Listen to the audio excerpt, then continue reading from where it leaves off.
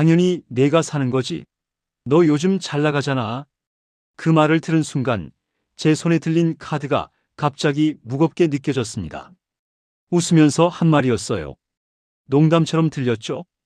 그래서 저도 웃으면서 카드를 내밀었습니다.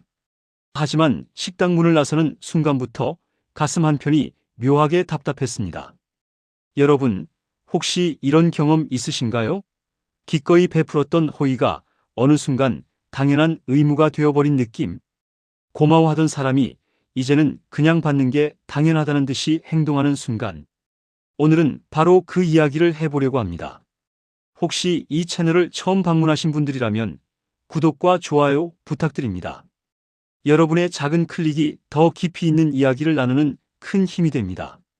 그럼 제 이야기 들어주시겠어요? 그날 나는 처음으로 호구라는 단어를 떠올렸습니다. 대학 동기들과의 모임이었습니다. 오랜만에 다들 얼굴 보자고 해서 제가 먼저 오늘 내가 살기라고 했어요. 사실 그동안도 몇 번 제가 계산을 했었죠. 친구들과 보내는 시간이 좋았고 제가 조금 여유가 있으니까 베푸는 게 당연하다고 생각했습니다. 그런데 그날 계산하러 일어서는 순간 들린 그 한마디. 당연히 내가 사는 거지. 너 요즘 잘 나가잖아. 여러분, 이상하지 않나요? 분명 웃으면서 한 말인데 왜 제 마음은 이렇게 불편한 걸까요? 집으로 돌아오는 내내 그 말이 머릿속을 맴돌았습니다. 당연이라는 단어가 계속 귓가에 울렸어요. 그래요. 바로 그 단어였습니다. 제가 기꺼이 자발적으로 하는 행동이 언제부턴가 당연한 것이 되어버린 거예요. 여러분도 경험해 보셨을 겁니다.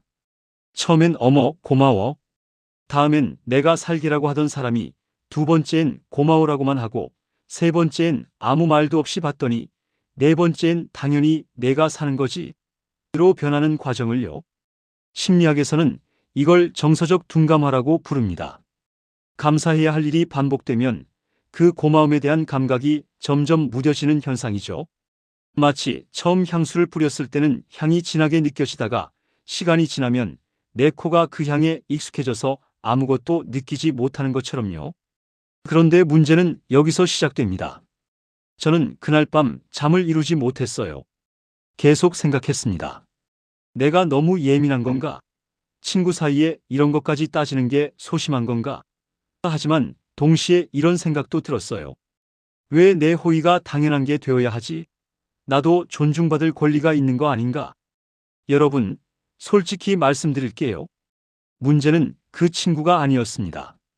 진짜 문제는 바로 접니다. 처음부터 제대로 된 경계를 설정하지 않은 저요.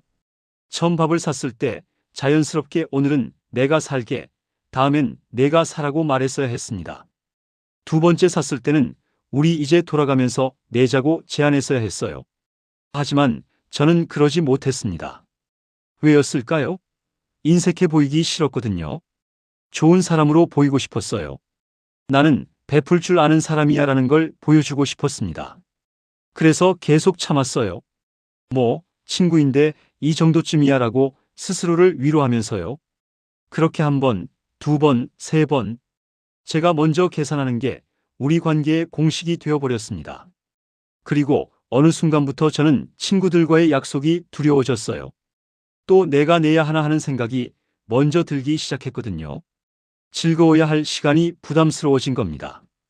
그런데 더 충격적인 건 다른 친구의 이야기를 들었을 때였습니다. 우연히 다른 모임에서 그 친구가 한 말을 전해 들었어요.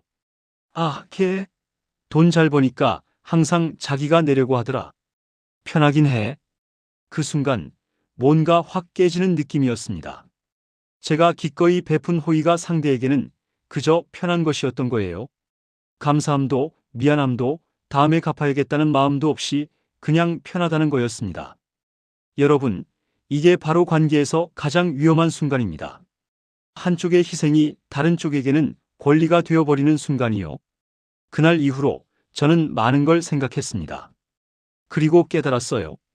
진짜 좋은 사람은 무조건 퍼주는 사람이 아니라는 걸요. 진짜 좋은 관계는 한쪽의 희생 위에 세워지는 게 아니라 서로의 존중 위에 만들어지는 거라는 걸요. 그래서 저는 결심했습니다. 다음 모임부터는 제대로 말하기로요. 오늘은 내가 살게. 그런데 다음엔 내가 사. 우리 이제 그렇게 하자. 처음엔 어색했습니다. 왠지 제가 인색한 사람이 된 것 같았어요.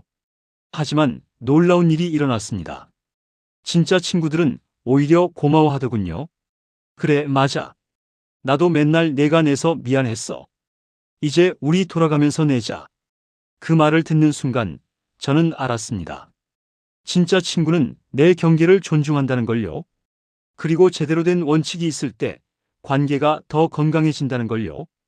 반면 어떤 친구는 표정이 살짝 굳더군요. 그리고 그 이후로 연락이 뜸해졌습니다. 처음엔 서운했어요. 하지만 곰곰이 생각해보니 그건 애초에 우정이 아니었던 겁니다. 제가 계산할 때만 나타나는 관계였던 거죠. 여러분께 묻고 싶습니다. 혹시 지금 여러분의 관계 중에서도 이런 게 있나요? 여러분의 호의가 당연한 의무가 되어버린 관계가요? 처음엔 기꺼이 했지만 이제는 부담스러워진 관계가요? 그렇다면 이제 용기를 내셔야 합니다. 관계의 건강을 위해서는 처음부터 원칙을 세우는 용기가 필요합니다. 좋은 사람이 되는 것과 호구가 되는 것은 완전히 다른 문제거든요. 진짜 좋은 사람은 자기 자신을 존중할 줄 아는 사람입니다. 자신의 경계를 지킬 줄 아는 사람이에요.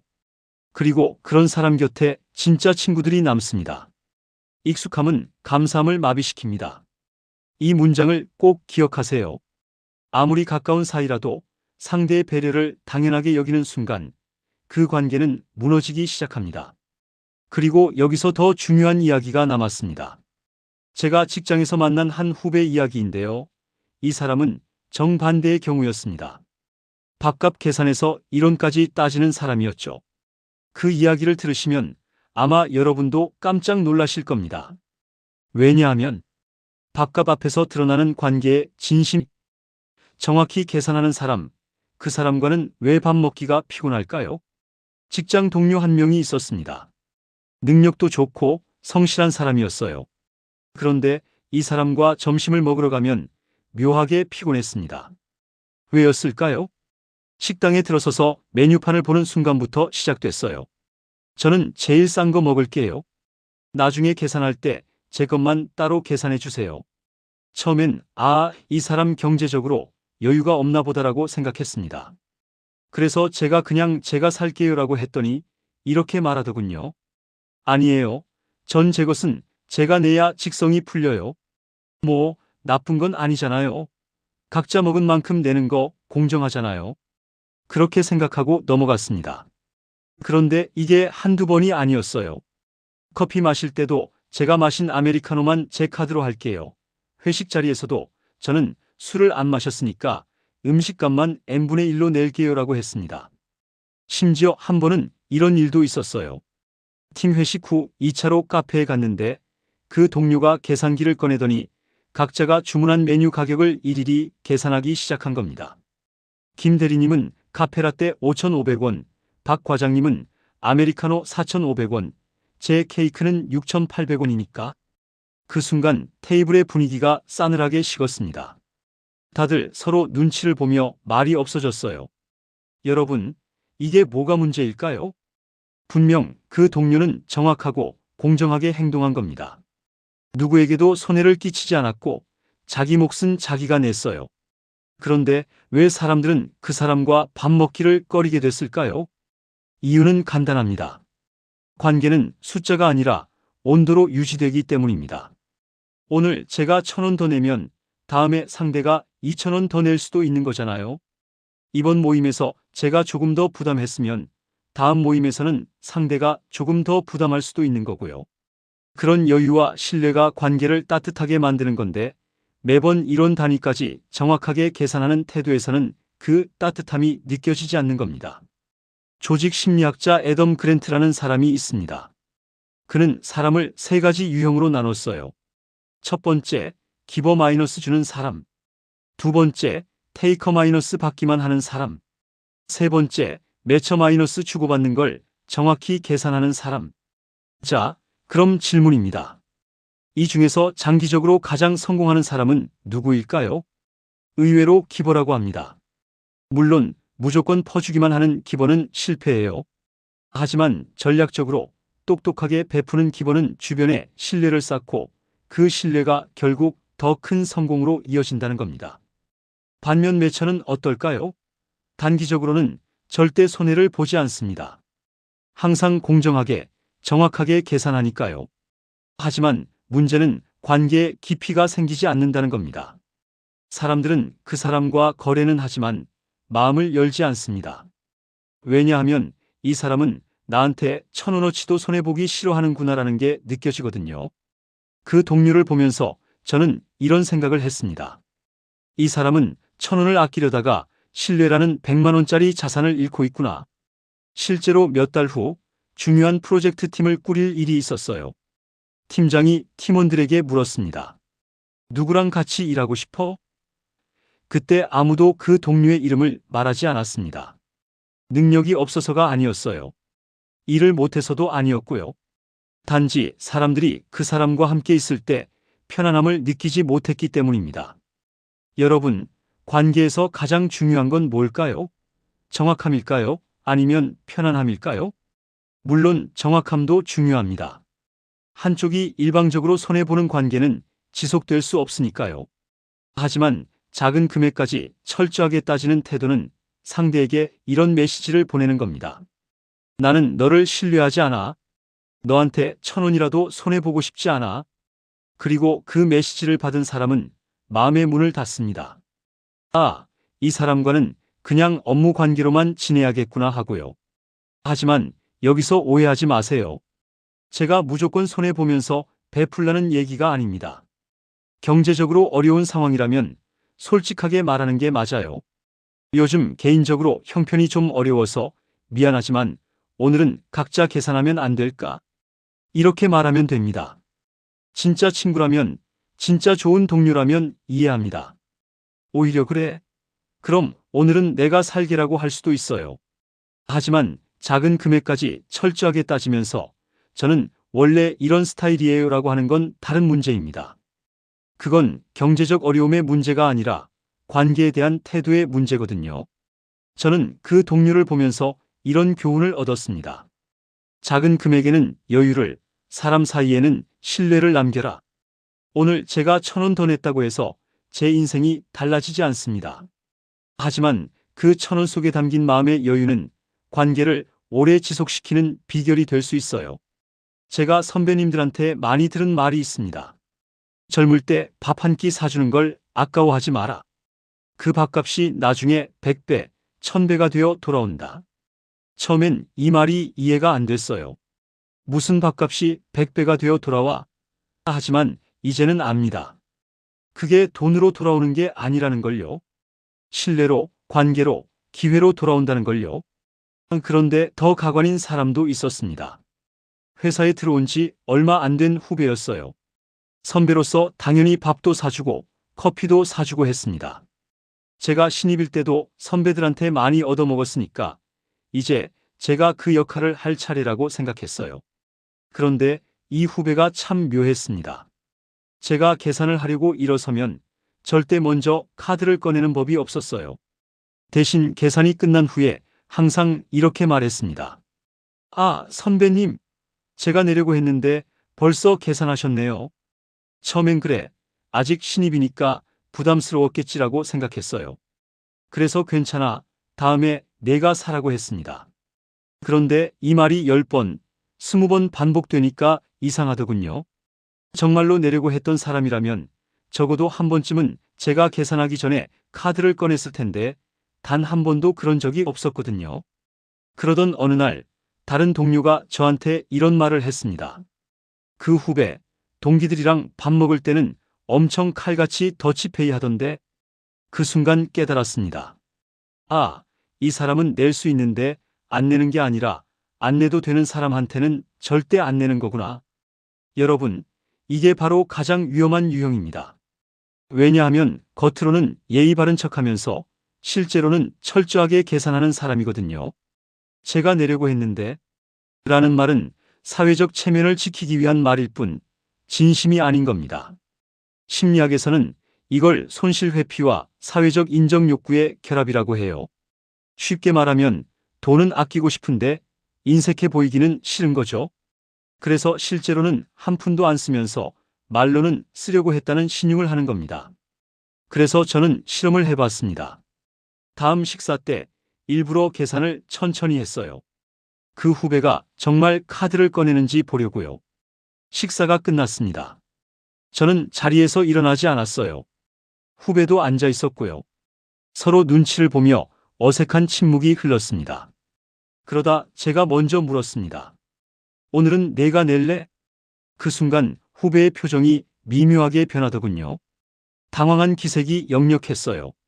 아, 오늘은 제가 카드를 안 가져와서요. 다음에 제가 꼭 살게요. 다음에도 그 다음에도 똑같았습니다. 항상 핑계가 있었어요. 카드를 안 가져왔다. 통장 잔고가 없다. 다음 주에 월급 들어오면 꼭 산다. 결국 그 다음은 오지 않았습니다. 여러분, 진짜 문제가 뭔지 아세요? 돈이 아닙니다. 그 후배가 밥값 몇 번 안 낸 게 문제가 아니에요. 진짜 문제는 겉과 속이 다른 태도입니다. 차라리 솔직하게 선배님, 죄송한데 제가 아직 신입이라 경제적으로 여유가 없어요라고 했으면 이해했을 겁니다. 그럼 제가 기꺼이 더 사줬을 거예요. 하지만 말로는 제가 내려고 했어요 라고 하면서 실제로는 한 번도 안 내는 태도, 그게 신뢰를 무너뜨리는 겁니다. 사람들은 돈 때문에 관계를 끊는 게 아닙니다. 거짓된 태도 때문에 관계를 끊는 거예요. 저는 그 후배에게 마지막으로 이렇게 말했습니다. 너 말이야, 밥값 안 내는 건 상관없어. 신입이니까 이해해. 하지만 내려고 했다는 말은 하지 마. 그 말이 거짓말이라는 거 우리 다 알거든. 차라리 솔직하게 선배님이 사주세요라고 해. 그게 더 정직한 거야. 그 후배는 아무 말도 하지 못했습니다. 아마 처음으로 자신의 행동을 정면으로 지적받았을 거예요. 그리고 그 이후로 그 후배는 제게 밥 먹자는 말을 하지 않았습니다. 여러분께 드리는 조언입니다. 상대에게 기회를 주되 반복되는 회피에는 분명한 선을 그으세요. 진심이 없는 말은 차라리 안 하는 게 낫습니다. 말보다 행동이 진심을 증명합니다. 그런데 말이죠. 여기서 끝이 아닙니다. 제가 만난 사람 중에 가장 기가 막힌 케이스가 남았거든요. 바로 제 나이 또래 친구 중에 한 명이 있었습니다. 젊었을 때부터 알고 지낸 사이였어요. 은퇴하고 나서 가끔씩 만나 차 한잔하고 밥 한 끼 먹는 게 큰 낙이었죠. 그런데 이 친구는 만날 때마다 항상 이렇게 말했습니다. 자네도 알다시피 나는 국민연금밖에 없어. 자식들한테 손 벌리기도 그렇고 오늘도 자네가 내주게. 처음엔 정말로 형편이 어렵다고 생각했습니다. 요즘 같은 세상에 연금만으로 살기 힘든 거 저도 아니까요. 그래서 당연히 제가 냈습니다. 평생 함께한 친구인데 밥 한 끼쯤이야 뭐 어렵겠습니까? 한 달에 한두 번씩 1년이 넘게 그렇게 만났습니다. 그 친구는 단 한 번도 지갑을 꺼낸 적이 없었어요. 그러던 어느 날 우연히 그 친구의 딸을 만났습니다.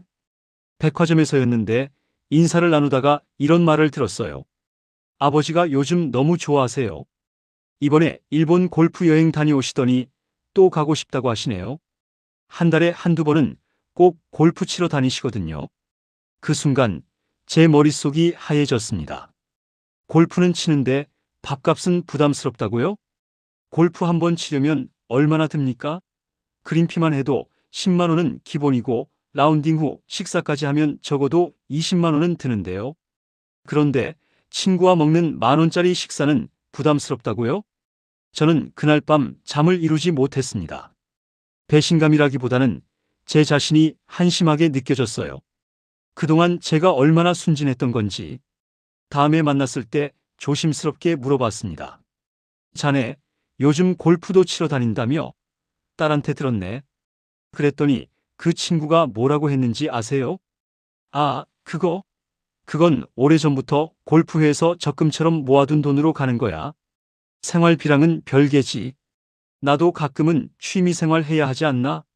순간 할 말을 잃었습니다. 취미생활 할 돈은 있는데 친구와의 밥값은 부담스럽다는 거였습니다. 그때 깨달았습니다. 이 친구는 돈이 없는 게 아니었어요. 저한테 쓰고 싶지 않았던 겁니다. 자기가 좋아하는 골프에는 한 달에 수십만 원을 쓰면서 친구와의 식사비 10,000원은 아까웠던 거죠. 여러분, 나이 들어서 겪는 배신감이 얼마나 쓰라린지 아십니까? 젊었을 때는 그래, 사람이 원래 그럴 수 있지 하고 넘어갈 수 있어요. 앞으로 만날 사람도 많고 새로운 인연도 많으니까요. 하지만 이 나이에는 다릅니다. 친구 하나하나가 소중한 나이잖아요. 평생을 함께 해온 사이인데 그 긴 세월이 이런 식으로 얕게 느껴진다는 게 너무 슬펐습니다. 진짜 어려운 사람은 태도가 다릅니다. 저는 진짜 경제적으로 어려운 친구들도 많이 봤습니다. 제 고향 친구 중 한 명은 사업에 실패하고 정말 힘든 시기를 보냈어요. 그 친구는 저한테 이렇게 말했습니다. 미안하네. 요즘 형편이 말이 아니라서 자주 못 만날 것 같아. 만나더라도 비싼 데는 부담스럽고. 그래서 제가 그럼 우리 집에서 만나세. 내가 된장찌개라도 끓여줄게라고 했더니 그 친구가 마트에서 고기를 사왔어요. 비싼 건 아니었지만 자기 형편에 최선을 다한 거였죠. 자네가 밥을 해준다는데 빈손으로 갈 수는 없지. 그 말을 들으면서 눈시울이 뜨거워졌습니다. 진짜 어려워도 자존심이 있고 미안해하는 마음이 있는 사람은 이렇게 다릅니다. 하지만 골프 치는 친구는 달랐어요. 돈이 없다고 말하면서도 자기가 원하는 곳에는 돈을 쓰고 제 배려를 당연하게 여기며 미안해하는 기색조차 없었습니다. 공자의 말이 떠올랐습니다. 군자는 의리에 밝고 소인은 이익에 밝다. 나이가 들수록 이 말의 의미를 더 깊이 느낍니다. 진짜 품격 있는 사람은 해야 할 일과 하지 말아야 할 일을 압니다. 아무리 형편이 어려워도 지켜야 할 선이 있다는 걸 아는 거죠. 하지만 소인은 오직 자기 이익만 계산합니다. 친구 사이에도 오랜 인연에도 손익계산부터 하는 겁니다. 저는 그 친구를 보면서 이 말이 정말 맞다는 걸 느꼈습니다. 마지막 만남. 며칠 후 그 친구가 다시 연락을 해왔습니다. 이번 주에 시간 있나? 오랜만에 밥이나 한 끼 하세. 저는 조용히 대답했습니다. 미안하네. 요즘 개인적으로 정리할 게 좀 있어서 당분간은 어려울 것 같네. 그래, 알았네. 그럼 또 연락하지. 그렇게 끊었습니다. 그리고 다시는 연락하지 않았어요. 어떤 분들은 이렇게 말씀하실지도 모릅니다. 그래도 평생 알고 지낸 사이인데 그렇게까지 해야 했나? 하지만 여러분, 평생을 함께 했다고 해서 무조건 참고 견뎌야 하는 건 아닙니다. 나이가 들수록 남은 시간이 소중해집니다. 그 소중한 시간을 진심이 없는 관계에 쓸 수는 없는 거예요. 여러분, 이 말을 꼭 기억하십시오. 누군가 여러분에게 베풀 때 그건 의무가 아닙니다. 선택이고 선물이에요. 그 선물을 받았다면 최소한의 예의는 갖춰야 합니다. 감사함을 표현하고 기회가 될 때 돌려주려는 마음을 가져야 해요. 특히 우리 나이가 되면 서로 베푸는 게 더 중요합니다. 왜냐하면 이제는 명예도 권력도 재산도 별로 중요하지 않거든요.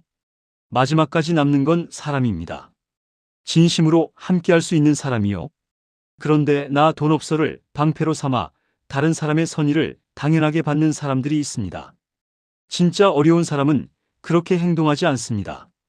진짜 힘든 사람은 미안해하고 조심스러워하고 최대한 폐를 끼치지 않으려고 노력해요.